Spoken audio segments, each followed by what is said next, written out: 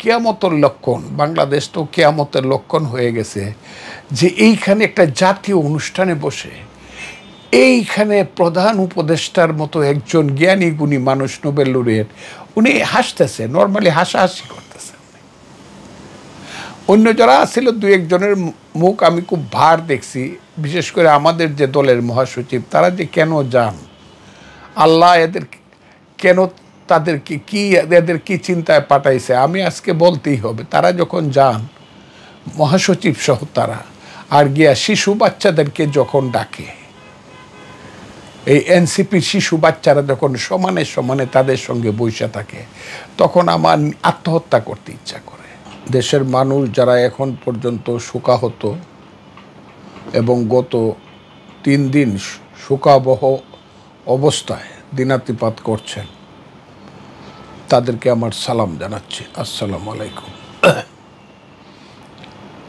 দেখেন, আপনাকে একটা কথা বলি, এই যে ছেলেগুলা মারা গেছে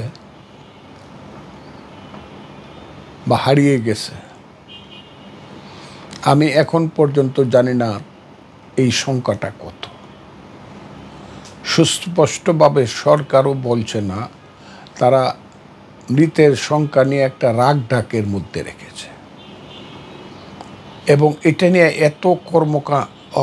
এত ঘটনা ঘটে গেছে যে শিশুরা মার খেয়েছে, এটার সংখ্যাটা জানার জন্য সচিবালয় পর্যন্ত ছেলেরা আক্রমণ করেছে এবং তারা মার খেয়েছে, পিটুনি খেয়েছে নিষ্ঠুরভাবে। অনেক পুলিশ আহত হয়েছে, গুলি হয়েছে, এগুলোর কোনো খবর কিন্তু পত্রপত্রিকায় নাই বললেই চলে। এই দেশটা যে কি, আল্লাহ আল্লাহ কেন এই দেশটাকে রাখছে। হাসিনার আমলে আমিও বলতাম, সবাই বলতো ফ্যাসিস্ট সরকার, পত্রপত্রিকার কোনো স্বাধীনতা নাই, কথা বলার কোনো স্বাধীনতা নাই, সংবাদপত্রের কোনো স্বাধীনতা নাই। কিন্তু এখন স্বাধীনতা কথাটা তো দূরের কথা, সংবাদপত্র নিজেরাই যেন সারেন্ডার করে বসে আছে সব। এর পিছনে কি আছে আমি জানি, কিন্তু বিশ্লেষণ করে বললেও অনেক সময় লাগবে। যে সংবাদপত্র এখন আর কেউ পড়তে চায় না, এবং সংবাদপত্রের কোনো মেরুদণ্ড বা সংবাদপত্রের সম্পাদক বা মালিকদের কোনো মেরুদণ্ড আছে বলেও কেউ মনে করে না। অথচ একটা দেশের প্রকৃত চিত্র, রাজনৈতিক, অর্থনৈতিক, সামাজিক চিত্র তুলে ধরতে সংবাদপত্রই হইল প্রথম স্তম্ভ। সেই সংবাদপত্র যেখানে মুখ থুবড়ে পড়ে গেছে, তারাও সঠিকভাবে লিখছে না মৃতের সংখ্যা কত। এবং এটা নিয়ে যখন আইন উপদেষ্টা গেলেন, শিক্ষা উপদেষ্টা গেলেন, তাদেরকে 9 ঘন্টা পর্যন্ত শিশুরা আটকায় রাখল। পরে পিছন দিক দরজা দিয়ে তারা পালিয়ে আসতে বাধ্য হল এবং মাইকে বলতে হইল, তোমাদের সব দাবি দাওয়া আমি মানি। দাবি দেওয়া মানা না মানা কোনো ব্যাপার না। যে শিশুরা চলে গেল, নিহত হলো, আমার চোখের পানিতে বুক ভাসে, রাতে ঘুমাতে পারি না।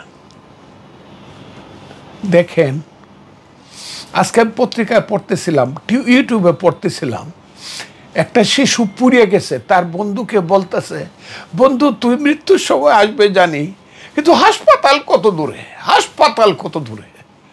মানে এই শিশুর যে আর্তচিৎকার, হাসপাতাল কত দূরে, এইরকম চিৎকারে চিৎকারে আল্লাহর আরশ পর্যন্ত কাঁপে গিয়েছিল। কিন্তু আমাদের সরকারের মন কাঁপেনি, সরকার প্রধানের মনও কাঁপেনি।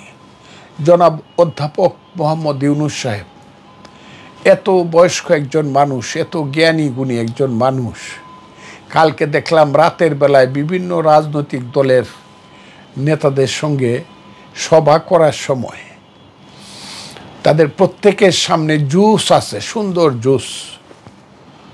অনেকে বলে ওখানে গেলে ভালো খাবার খাওয়াটাই নাকি প্রধান প্রাপ্য, মুফতি পায়, এটা স্টার হোটেলের খাওয়া। আচ্ছা, সেটা আমি বাদ দিলাম, কিন্তু জুসটা তো দেখা যাচ্ছে সবার সামনে। ওনারা নিজেরাই কিন্তু কালকে দিনটাকে ওনারা ঘোষণা করেছিল শোক দিবস। রাত্র 9টায়, কিন্তু শোক দিবস শেষ হয় না, শেষ হবে রাত্র 12টা 1 মিনিটে। তারা বসলেন এবং প্রধান উপদেষ্টার মুখে আমি যে হাসি দেখলাম, আকর্ণলম্বিত হাসি, উনার যে স্বভাবসুলভ হাসি, জনাব, আমার কাছে মনে হয়েছে আল্লাহ তুমি মাটি ফাটিয়ে দাও, আমি মাটির নিচে ঢুকে যাই। আমার কাছে মনে হয়েছে আল্লাহ একই দেখতেছে, এটা তো কি বলবো, কিয়ামতের লক্ষণ। বাংলাদেশ তো কিয়ামতের লক্ষণ হয়ে গেছে যে এইখানে একটা জাতীয় অনুষ্ঠানে বসে এইখানে প্রধান উপদেষ্টার মতো একজন জ্ঞানী গুণী মানুষ, নোবেল লরিয়েট, উনি হাসতেছে, নর্মালি হাসাহাসি করতেছে। অন্য যারা ছিল দু একজনের মুখ আমি খুব ভার দেখছি, বিশেষ করে আমাদের যে দলের মহাসচিব, তারা যে কেন যান, আল্লাহ এদের কেন, তাদেরকে কি, এদের কি চিন্তায় পাঠাইছে, আমি আজকে বলতেই হবে। তারা যখন যান মহাসচিব সহ তারা, আর গিয়া শিশু বাচ্চাদেরকে যখন ডাকে, এই এনসিপির শিশু বাচ্চারা যখন সমানে সমানে তাদের সঙ্গে বসে থাকে, তখন আমার আত্মহত্যা করতে ইচ্ছা করে, আত্মহত্যা করতে ইচ্ছা করে। এরা কারা? এদের সাথে আমাদের নেতা, আমরা যাদেরকে নেতা মানি, তারা গিয়া বরং তারা আরও উপরের দিকে বসে থাকে, তাদের গুরুত্ব আরও অনেক বেশি। এখানে মহাসচিব বা আমাদের স্থায়ী কমিটির সদস্যরা কেন যান, তারা ওনারা বোধহয় বুঝতেছেন না যে জনপ্রিয়তা কিন্তু একজনের পকেট থেকে হাঁটতে হাঁটতে রাজনীতিতে আর একজনের পকেটে চলে যায়। চিরদিন জনপ্রিয়তা কারো সমান যায় না। জনপ্রিয়তা, আমি একজন নেতার শিষ্য ছিলাম, সিরাজুল আলম খান, উনি সবসময় বলতেন রাজনৈতিক জনপ্রিয়তা এক নেতার পকেট থেকে, এক দলের পকেট থেকে হাঁটতে হাঁটতে কিন্তু অন্য পকেটে চলে যায়। তারা যদি এইভাবে এই ধরনের মিটিংগুলোতে যাইতে থাকেন, মানুষের মনে প্রশ্ন উঠবে, আমাদের কর্মীরা, বিএনপির কর্মীরা কিন্তু অসম্মানিত হবে এবং তাদের মনে কষ্ট হইতে পারে। বোধ হয় এমনও হইতে পারে যে আমি কিছুই বুঝি না, আমি একজন উম্মি মানুষ, রাজনীতিও বুঝি না, যে এই কালকে পরশু নোয়াখালীতে স্লোগান দিয়ে এইসব ছেলেপেলেরা স্লোগান, তারেক রহমান সাহেবের নামে যে বিশ্রী কুশ্রী স্লোগান দিছে, আমাদের দলের নামে, নেতা নেত্রীর নামে, শহীদ জিয়া নামে দেখলাম কাগজ মুখে পাঠতে, তার ছবি পাঠতেছে, তারেক রহমান সাহেবের ছবি পাঠতেছে। আবার কালকেই গিয়ে দেখলাম তাদের সাথে বসে বসে তারা হাইসা হাইসা কথা কইতেছে। এবং দল হইল চারটা, কে? এক বিএনপি, দুই জামাত, তিন ইসলামী আন্দোলন, চার এনসিপি। আমি উল্টা করে বলি, এক এনসিপি, দুই জামাত, তিন ইসলামী আন্দোলন, চার হইল বিএনপি। না ডাকলে নাই হয়, ডাকলাম বা কেন আসলোই বা কেন না আসলেই ভালো হইতো, এরকম একটা ভাব সেই চারটা দলে ডাকতো। এখানে তো আমি জানি 42টা দল তো রেজিস্টার্ড দলই আছে।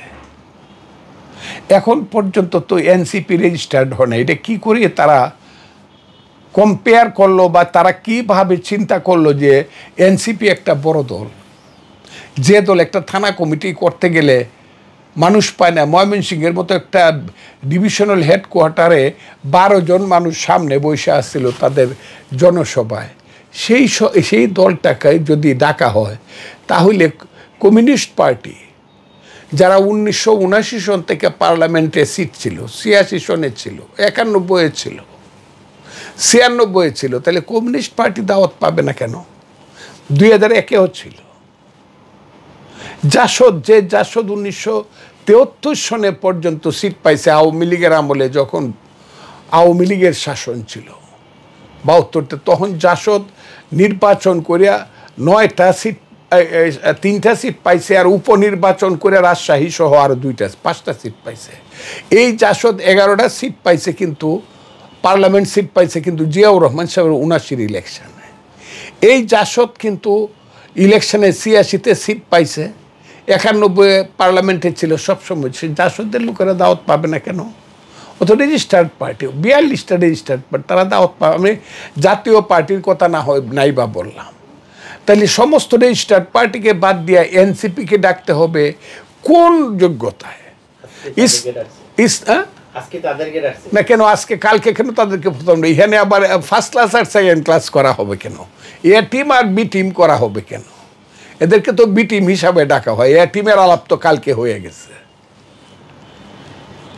আমি তাই বলতে চাই যে এই যে অপমান করার যে রাজনীতি, জাতিকে রাজনীতিকে অপমান করার যে রাজনীতি চলছে, যে কূটকৌশল চলছে, এই দেশে কি হবে আমি জানি না।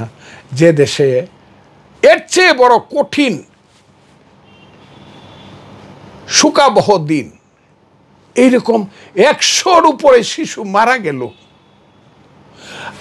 অ্যাক্সিডেন্ট করে মরে, অনেক সময় বিমান দুর্ঘটনা, কিন্তু 100-র উপরে শিশু একসাথে মরে গেল। সেইখানে আমাদের নেতারা হাসে, জুস খায় এবং শান্ত, একদম শান্ত। আমি কি বলবো এই দেশের কথা? আমাকে হয়তো আমি জানবা একদিন, আপনারা জানবেন হয়তো যে ফজলুর রহমানের উপরে মারাত্মক ধরনের অ্যাকশান শুরু হয়েছে, হয়তো আমাকে মারিয়ে ফেলবে। কিন্তু আমি তাদেরকে অপমান করার জন্য বলছি না, তারা এই কাজগুলা কেন করবে, আমি তাদেরকে কিন্তু অপমান করার জন্য বা ছোট করার জন্য বলছি না। তাদেরকে হুঁশ নাই। আমি কালকেও একটা সাক্ষাৎকার দিছি, পরশু একটা দিছি, সব কালো পাঞ্জাবি, কালো শার্ট পরে দিছি, আপনারা যদি দেখে থাকেন দেখবেন। কেন কালো পাঞ্জাবি, কালো শার্ট পরলেই শোক প্রকাশ হয় বেশি, এটা ঠিক না, কিন্তু মানুষের যে ভিতরের যে ভাবটা, এইটা বোঝা যায়। কালো, তাই না হলে কালো বেশ ধারণ করে কেন? আমি টোটাল কালো কাপড় পরে আপনাদের সামনে আসছি। আমি তাই বলি, কালকেও কালো। এইরকম হবে কেন একটা দেশে? এই দেশটা তো আমাদের ছিল না। কাজেই আমি মনে করি না ভালো কিছু হবে। ইনু সাহেবের সরকারের মধ্যে একটা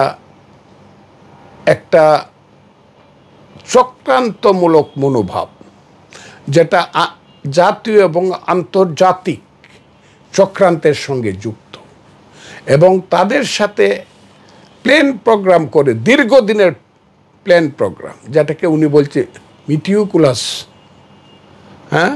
মিটিকুলাস কি বলছে উনি নিজে বলে ফেলছে, সত্য কোনোদিন চাপা থাকে না, পাপ কোনোদিন গোপন থাকে না। যাদের সঙ্গে উনি চুক্তি করে হোক, যাদের সঙ্গে বুঝাবুঝ করে হোক, যাদেরকে কথা দিয়ে হোক, যাদের বেড়াজালে আবদ্ধ হয়ে হোক উনি ক্ষমতায় নিয়েছেন। আগে বলতো আমাকে ফ্রান্সে ফোন করছে ছেলেরা, আমি হইতে চাই নাই। এখন শোনা যায় উনি দীর্ঘদিন যাবৎ, এরাই বলে, এই সজীব এরাই বলে উনি তো আমাদের সাথে যুক্ত হয়েছিলেন। কাজেই এই জিনিসগুলো কেন বাংলাদেশে হচ্ছে এবং হবে, যে কারণে আজকে বিশ্রী স্লোগান পথে পথে, রাজপথে। আমি ছাত্র ছিলাম, ছাত্র নেতা ছিলাম, সবচেয়ে বড় কথা হলো আমি মুক্তিযোদ্ধা ছিলাম। আমি তো পাকিস্তানের বিরুদ্ধে স্লোগান দেওয়া শুরু করছি 1962 সনে, যখন আমি ক্লাস 9-এ পড়ি। আমি আইয়ুব মোনামের বিরুদ্ধে স্লোগান দেওয়া শুরু করছি শিক্ষা আন্দোলনে 64 সনে, যখন আমি ফার্স্ট ইয়ারে গুরুদয়াল কলেজে পড়ি। আমি 6 দফা 66 সনে স্লোগান দেওয়া শুরু করছি। 69 সনে গণ অভ্যুত্থানের স্লোগানের নেতা ছিলাম, নেতা, একটা জেলার 11 দফা আন্দোলনের কনভেনার কিশোরগঞ্জে। আমি 70, 71 সারা কিশোরগঞ্জ সহ ঢাকা বিশ্ববিদ্যালয়ের পঞ্চপাণ্ডবের আমি ছিলাম একজন। কোনোদিন তো একটা স্লোগান, তোমার আমার ঠিকানা, কত সুন্দর স্লোগান, পদ্মা মেঘনা, আইয়ুব মোনায়েম ভাই ভাই, সবচেয়ে কঠিন স্লোগান, এক রশিতে ফাঁসি চাই, তাও খুব বেশি দেই নেই। যখন গুলি করে মারছে, রাগ যখন শরীরে আসছে, 2 দিনে স্লোগানটা দিছে। কিন্তু এই যে বিশ্রী কুৎসি স্লোগান, এখন ঢাকা বিশ্ববিদ্যালয় সহ ইঞ্জিনিয়ারিং ইউনিভার্সিটি, যাকে আমরা বুয়েট বলি, যেখানে আমাদের সন্তানেরা ডাবল স্টার না পাইলে ওখানে ভর্তি হতে পারে না। আমরা স্বপ্ন দেখি এই ছেলেরা হবে বিশ্ববিখ্যাত ছেলে, এরা কম্পিটিশন করবে বিশ্বের সঙ্গে। সেই ছেলেদের মুখে যখন স্লোগান শুনি 1, 2, 3, 4 তারেক রহমান অমুক, সেই ছেলেদের মুখে যখন স্লোগান শুনি